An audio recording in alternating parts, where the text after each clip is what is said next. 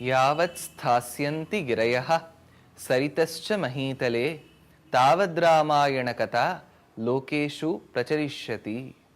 This beautiful verse tells us that the fame and the importance that is associated with this holy scripture, that is Ramayana, will be stable in this world or will last in this world till the mountains exist and till the rivers are filled with water. This verse gives us the confidence that however be it, our scriptures will never lose their value. Now, we are in that particular scene where Vishwamitra, the great sage, has accompanied the two illustrious sons of King Dasharath called Ram and Lakshman to the forest. Early in the morning, Vishwamitra recites this beautiful verse which is still famous in this world. Kaushalya supraja Rama purva sandhya pravartate uttishta nara shardula kartavyam daivamanhikam. The tiger amongst men. The good son to the lady Kaushalya, rise, for I have to perform my duties and so should you. Wake up, my dear little Ram. This particular verse was followed by their walk. There, Vishwamitra teaches the holy mantra of Gayatri. While Ram and Lakshman had already got their thread ceremony done, nevertheless, Vishwamitra, the learned person, teaches them the meaning of Gayatri. Gayatri is the name of that mantra which is very famous. Most of them who do not know the contents of Ramayana, Mahabharata, Bhagavatam, Vishnu Puranam, etc., still know the importance of Gayatri. Nevertheless, this is one opportunity where I can share the importance of Gayatri mantra. Gayatri is the name of a meter in Sanskrit. In English, we speak of poems and the different kinds of poetry that is associated. You call a sonnet, you call it by some other name. Likewise, you have a Japanese haiku. Likewise, in Sanskrit, different meters are associated with a particular verse. Generally, a verse in English, normally a verse in Sanskrit should have 4 padas. Each padam should have 8 letters. So 8 fours are 32. So these 32 letters together make a meter called as Anushtup. If there are 3 padas only, that is, each pada has 8 letters, and if there are only 3 padas, so we have 8 threes are 24, not 32. If it was 32, then you would call it Anushtup. If it has 24, you call it Gayatri. So Gayatri in Sanskrit with respect to mantras is not the name of any particular lady. It is not the name of any particular hymn. It is the name of a meter. Now let's get into detail what this meter is. We see the sun rise in the morning. Lord Surya's charioteer is called Aruna. Aruna was the elder brother to the mighty eagle bird who was the carrier to Lord Vishnu called Garuda. Aruna was born out of the egg that hatched prematurely because of the hastiness of his mother called as Vinata. Aruna, since he was born prematurely, he was developed from his head to his abdomen. He did not have his thighs. He was Anuru. Uru in Sanskrit means thigh. Anuru means one who doesn't have thighs. All the more, he was red in complexion, which means Arunam. Since he was red in complexion, he was called Aruna. And since he was handicapped, the great Lord of this universe offered that he should be the charioteer to Surya Dev. Hence, Aruna, who was red in color, became the charioteer. Interestingly, we speak of cars, people who sit at the back, and we speak of the drivers who drive the car. It is always observed that you always see the driver first. I still remember a very good anecdote which my grandfather used to say.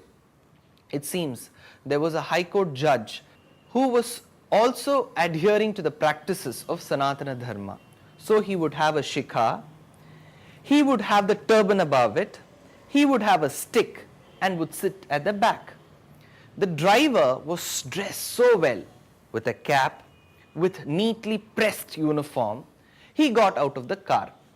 The people who were welcoming the judge in those days had no access to internet. So they couldn't see who the person they were inviting was. So they thought the person who was getting out of the car first was the judge, and they offered the garland to the driver. Later, the person who was the owner of the car, the judge, he got down and immediately they took the garland out of the driver's shoulders and again put it back to the High Court judge's shoulder. So this reminds us of the fact that anybody who sees a vehicle sees the driver first. Likewise, when we see the great sun god rise in the morning, tato yuddhav parishrantam samare chintaya sthitam ravanam chagrato drishtva yuddhaya samupasthitam daivataischa samagamya drashtum abhyagatoranam upagamya abhravidramam agastyo bhagavan rishihi rama rama mahabaho shrunuguhyam sanatanam yena sarvan naveen vatsa samare vijayishyasi Aditya हृदयं पुण्यं सर्वशत्रु विनाशनं चिंता शोक प्रशमनं आयुर्वर्धनम उत्तमं रश्मिमन्तं समुद्यन्तं देवासुर नमस्कृतं पूजयस्य विवस्वन्तं भास्करं भुवनेश्वरं भास्करः रविकर विकसित Ravi. These beautiful names denote the sun god. That is why early in the morning, even before the sun rises, it is called as Arunodayam. Even before there could be the rise of the sun, which is Suryodayam, there is Arunodayam. You see the charioteer first. That is why before the sun could rise, you see the redness that is associated with the charioteer who was Aruna. Most of you who would have seen the idol of Lord Surya would see Surya seated at the back, with the charioteer Aruna seated in the front, having 7 horses. The 7 horses are held by their reins. Each of these reins is a meter in Sanskrit. Brihati, Pankti. Likewise, there is one particular rein which is called as Gayatri. That is why early in the morning, the person who has undergone the thread ceremony should stand with a pot of water and raise his foot above the ground, raise his hands and offer water towards the sun god. It's called as Arghyam. Why is this done? This is done so as to facilitate the sunrise. Facilitate the sunrise? How does the water in a pot help the sunrise? This is a very logical question. Our Puranas answer this fact. It seems that there are certain demons who do not want the sun to rise. Lord Krishna in Bhagavad Gita speaks about what are the qualities of a demon versus what are the qualities of a deva. He says that a person who's jealous of somebody else's success is a demon. I don't know, including myself, how many of us are demons. Yet, there are certain people who depict themselves as demons. This is even better. You still know that he's a demon. So these demons do not let the sun rise because they are jealous. If the sun rises, it facilitates the plants grow. If the plants grow, people who are dependent on that particular plant or harvest, they try getting money out of it and they live happily with their family. So causing sadness or sorrow to others' families is the first quality of a demon. So they do not want the sun to rise. So they prevent the sun from rising. Whereas the person who has undergone the thread ceremony, when he drops this water, uttering the holy mantra of Gayatri, the pranavam which is associated. When I say the word pranavam, please be sure that I am saying the omkara in it. Why am I not saying omkara and calling it as pranavam? Because om in Sanskrit is called Pranavam. Above all, nobody should recite the Omkara out in public. That is why I am using the synonymous word to it called as Pranavam.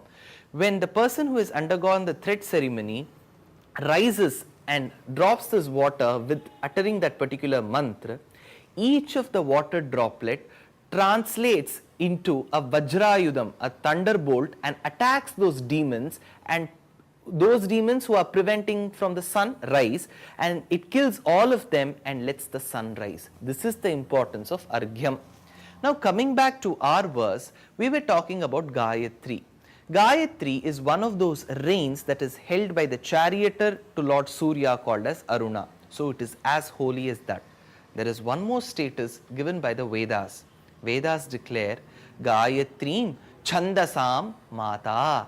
Gayatri, this particular meter, is the mother of all meters in Sanskrit. Gayatrim Chandasam Mata. Well, there is another meaning to it. Well, you can call this the Gayatri episode because I am talking only about Gayatri. Gayantam Trayati Iti Gayatri. That particular mantra which protects those who recite it is called as Gayatri. Gayantam Trayati Iti Gayatri. The person who recites it is protected by the Gayatri itself. So this is the importance of Gayatri. Well, when I am talking about the importance of Gayatri, I also need to tell you that Gayatri has a secret in it. Secret? You have already said that it has 24 alphabets, hence it is called Gayatri. You have already said that it is one of those reins held by the charioteer to Lord Surya, and hence it is called Gayatri. You have already said that it is the mother of all meters, and hence it is called Gayatri. You have already said that by reciting this particular Gayatri mantra and by dropping that particular Arghyam to the ground, this particular mantra helps drive away those demons who prevent the sun from rising. Well, I have said all of this, but I have not told you that there is a particular secret hidden in Gayatri mantra. Second, there is some particular niyamam, a regulation that is associated with the Gayatri mantra, and I have not told you how this Gayatri mantra is associated with the topic of our discussion, which is Ramayana. Because we were discussing about Ramayana, suddenly I have deviated to Gayatri mantra. So the viewer should not feel that this is irrelevant to the topic. Not at all. There is complete relevance of Gayatri mantra to Ramayana. But for all of this, you need to wait for the next episode. Thank you.